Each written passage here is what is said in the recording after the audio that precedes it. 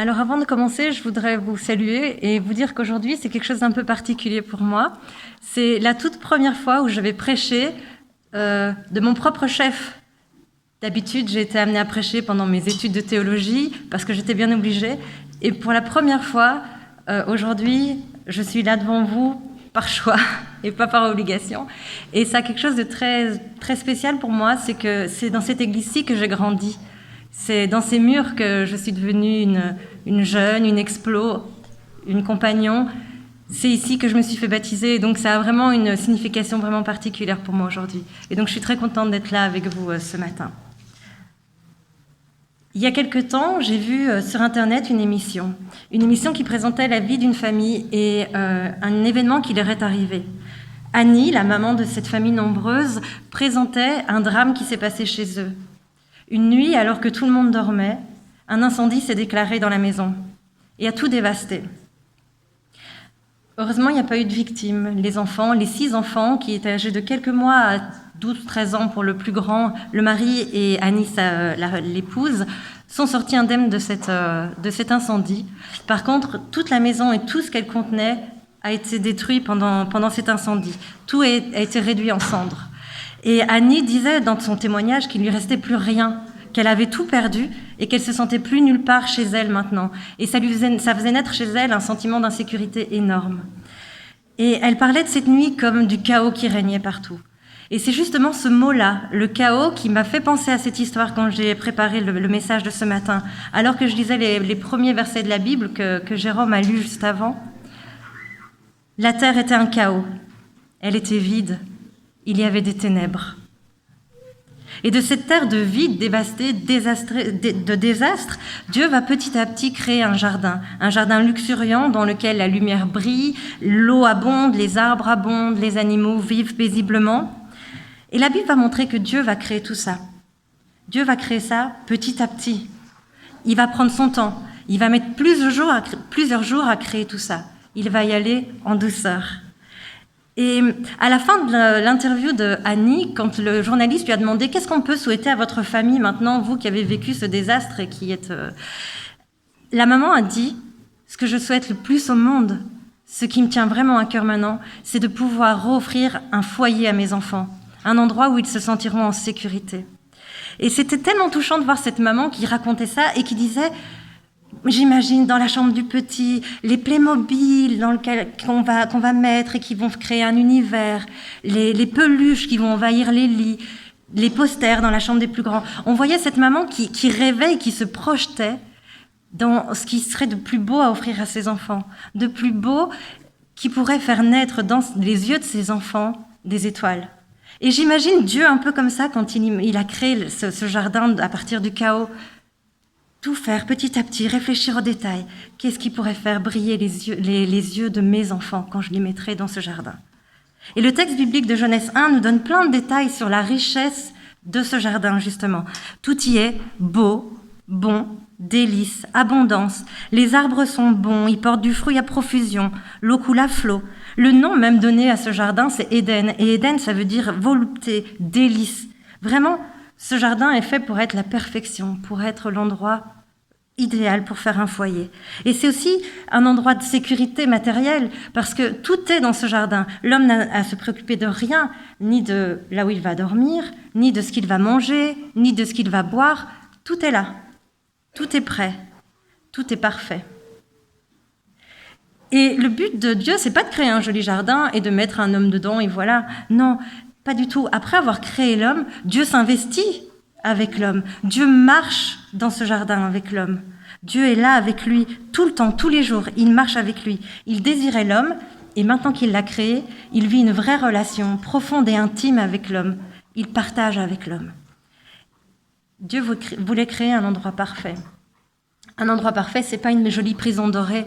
Il voulait pas créer un homme, un petit être captif. Il voulait créer un homme libre avec lequel entretenir une relation d'amour, une relation libre.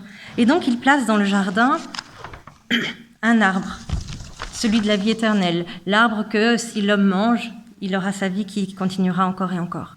Et il place un autre arbre, l'arbre de la connaissance du bien et du mal, comme on dit. Et de cet arbre, Dieu demande à l'homme, ne mange pas ces fruits-là. Il y en a un seul dans tout le jardin, je te demande, ne le mange pas. Et il est clair sur ce qui va se passer. Si tu manges, malheureusement, c'est la mort.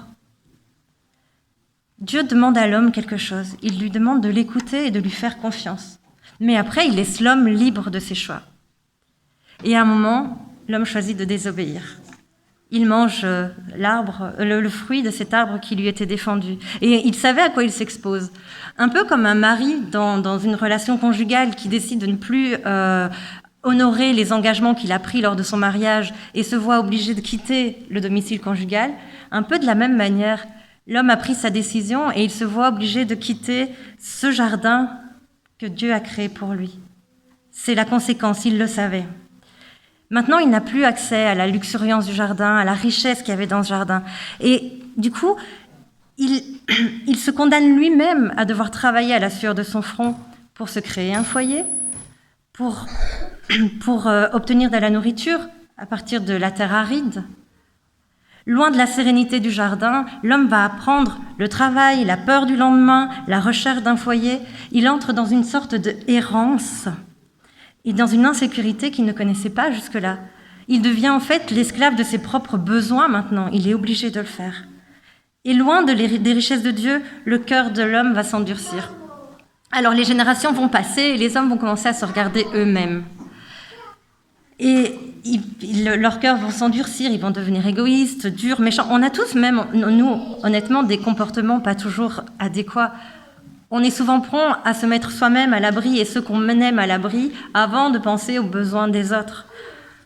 Et donc, petit à petit, les générations passent et la perfection du jardin que Dieu a créé est perdue. Les hommes essayent souvent de se faire du bien à eux-mêmes d'abord.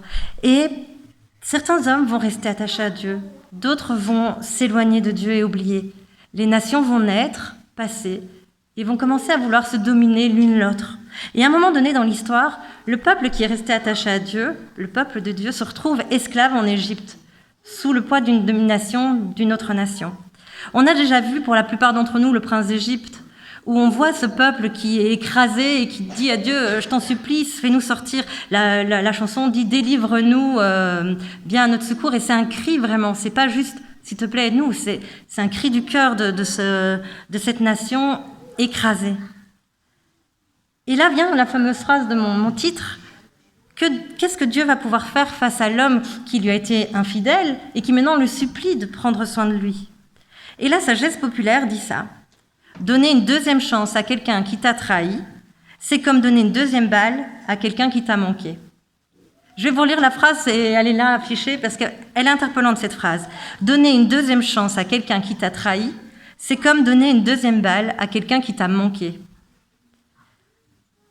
Après le soin que Dieu a mis à créer un endroit exceptionnel pour l'homme, il est difficile de croire qu'il n'a rien éprouvé quand l'homme a décidé de mettre un terme à leur relation d'amour et de confiance.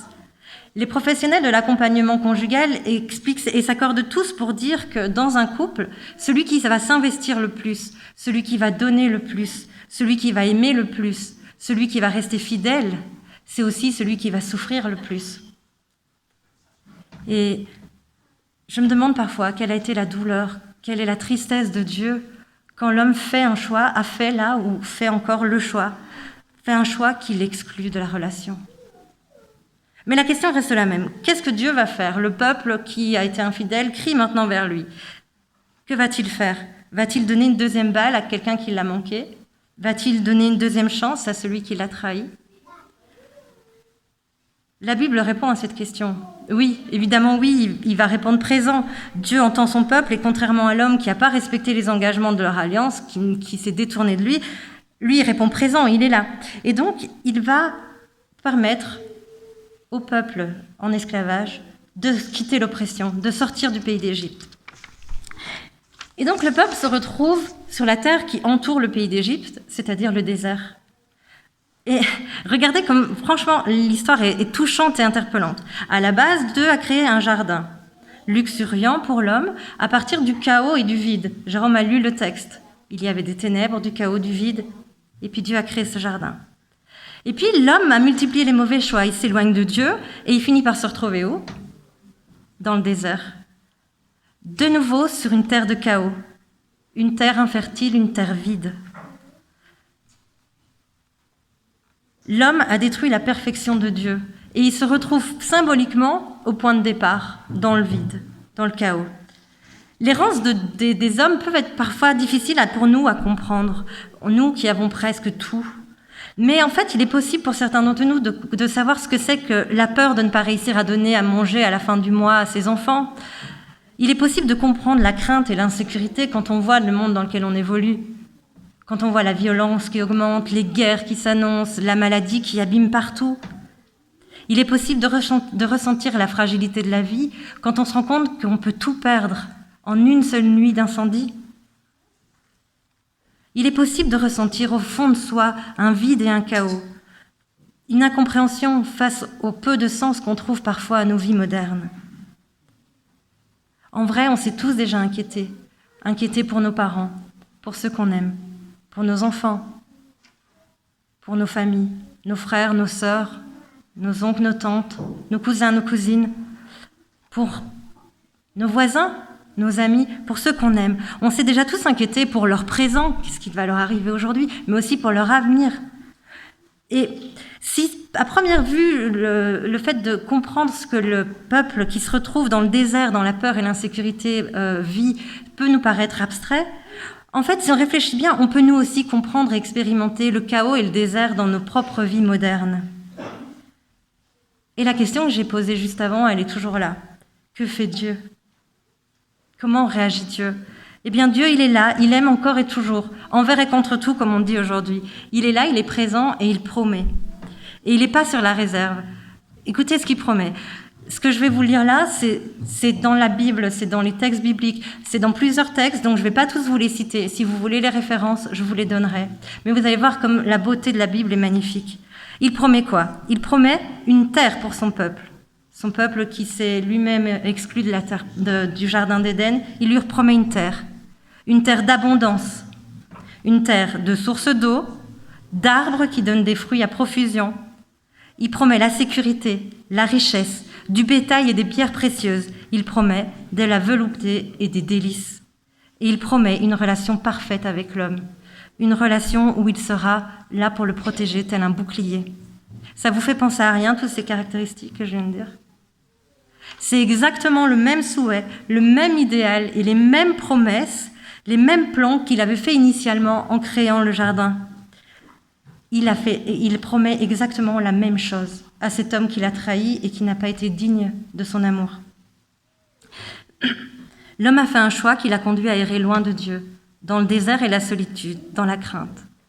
Et pourtant, Dieu est resté fidèle à sa ligne de conduite, fidèle à son amour pour lui. Quand l'homme s'est retourné vers lui, il lui a repromis exactement les mêmes bienfaits qu'il avait déjà créés au départ. Franchement, c'est juste magnifique. Et l'histoire de l'homme, la suite, on la connaît. Les livres d'histoire la racontent, l'archéologie raconte, la Bible raconte. On voit beaucoup de violence, d'erreurs, d'errance, de mauvais choix. On voit aussi de l'amour, de l'amitié, des belles choses faites par l'homme. L'homme a fait des choses magnifiques, l'homme a fait des choses horribles. L'homme lutte souvent sans Dieu, loin de lui, parfois avec lui. Depuis la toute première décision de l'homme de vouloir vivre selon ses propres désirs, sans tenir compte de ce que Dieu lui conseille, lui donne comme amour, sa relation avec Dieu est entachée, abîmée. Mais Dieu reste fidèle, il ne s'est pas détourné, il est resté fidèle depuis le début à ce qu'il avait conçu, pensé. Aujourd'hui, on est samedi, c'est le week-end de Pâques. Alors Pâques, c'est un week-end super important pour les chrétiens. C'est une sorte de célébration, un anniversaire. C'est l'anniversaire de la mort et la résurrection du Christ. J'ai envie de dire, c'est l'anniversaire de la vie et la mort de Christ. C'est l'anniversaire de la vie. Ce Christ qui est venu sur terre pour établir une nouvelle alliance avec l'homme, pour rétablir quelque chose avec l'homme. Pour que l'homme puisse savoir que depuis le début, Dieu a tout prévu. Depuis la première de ses erreurs, le premier de ses mauvais choix, Dieu a tout prévu pour continuer à prendre soin de lui.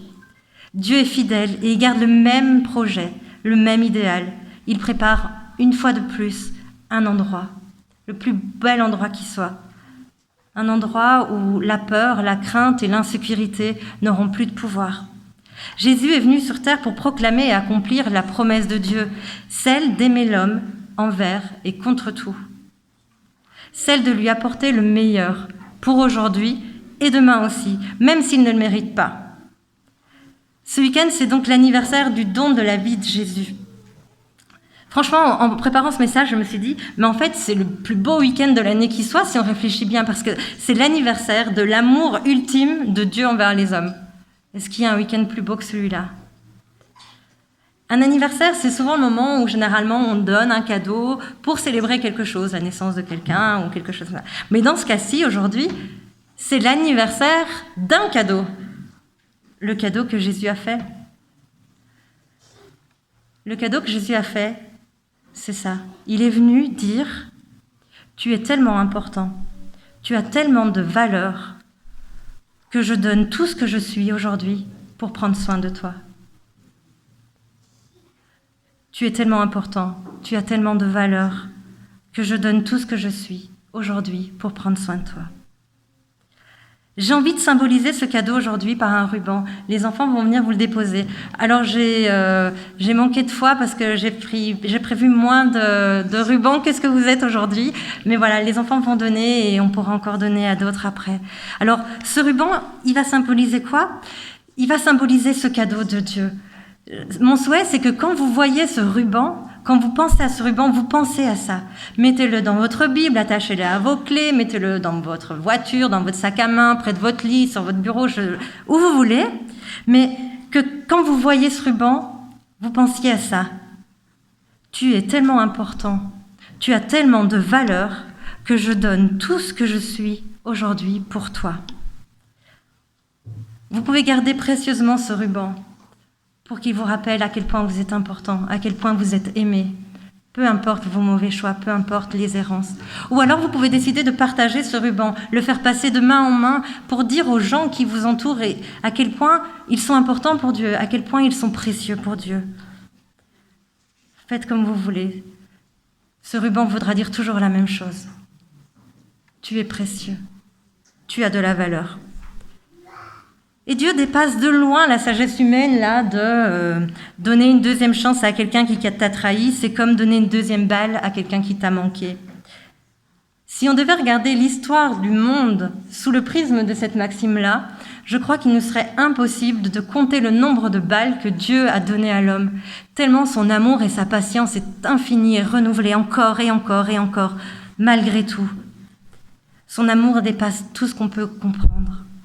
Il aime d'une manière qu'on ne peut même pas imaginer. Dieu accepte nos errances, nos erreurs et nos mauvais choix. Il comprend nos craintes, nos doutes, nos tristesses et toutes nos quêtes de sens. Du plus profond de nos chaos et de nos déserts personnels, il est là et il dit « Je veux faire émerger aujourd'hui une terre d'abondance, une terre de paix, une terre de sérénité, une terre de sécurité. » Une terre dans laquelle un espace pourra être là, pourra se créer, un espace où on pourra avoir une relation intime l'un envers l'autre, une relation profonde et vraie. Une terre où Dieu pourra nous accompagner chaque jour sur le chemin de nos vies.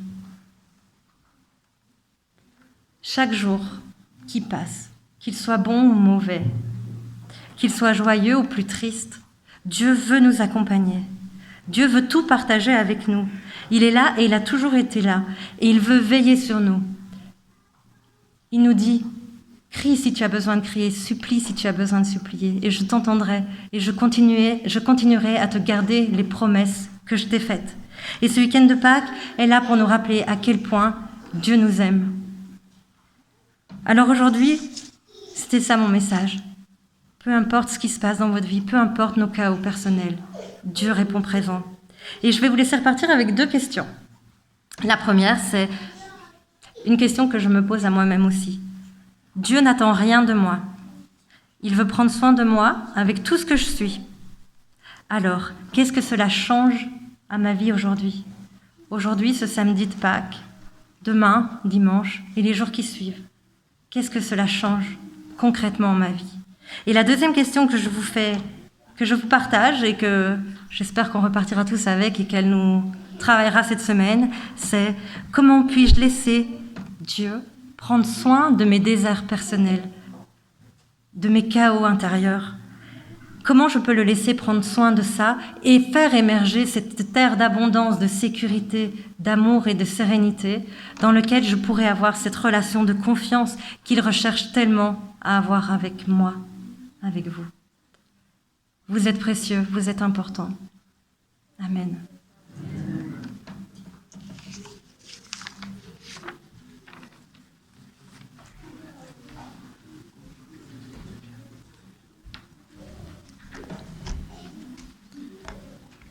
Je vous invite à vous lever pour chanter le chant 392. Tu peux naître de nouveau.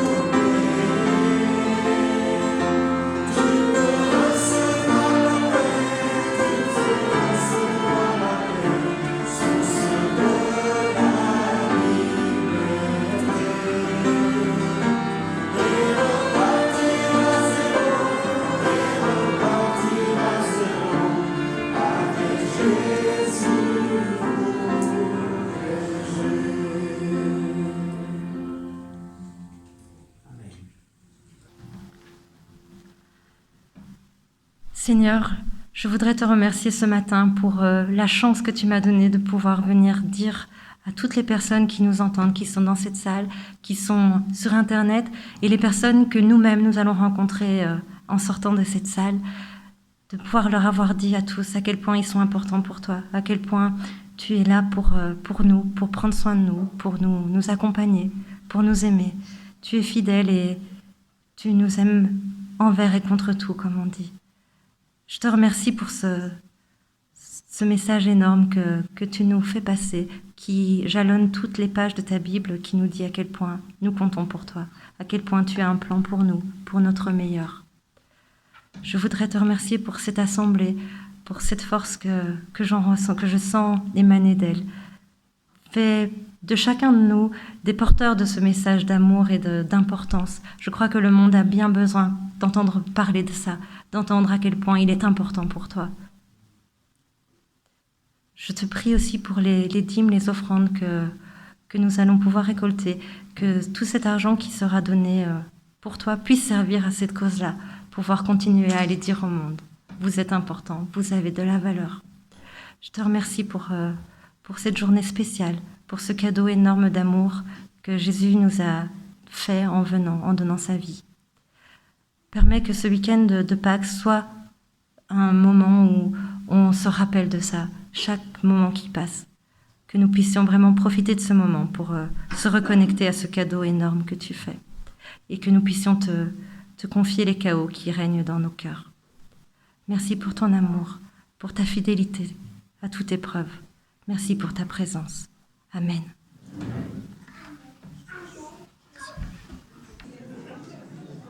Nous allons chanter le dernier chant pour clôturer. Que la grâce de Dieu.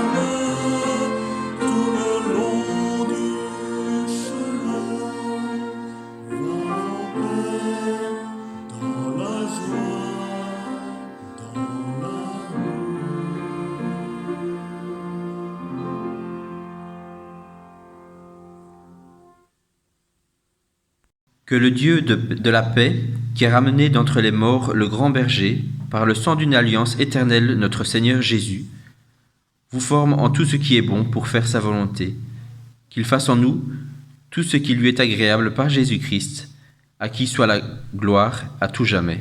Amen.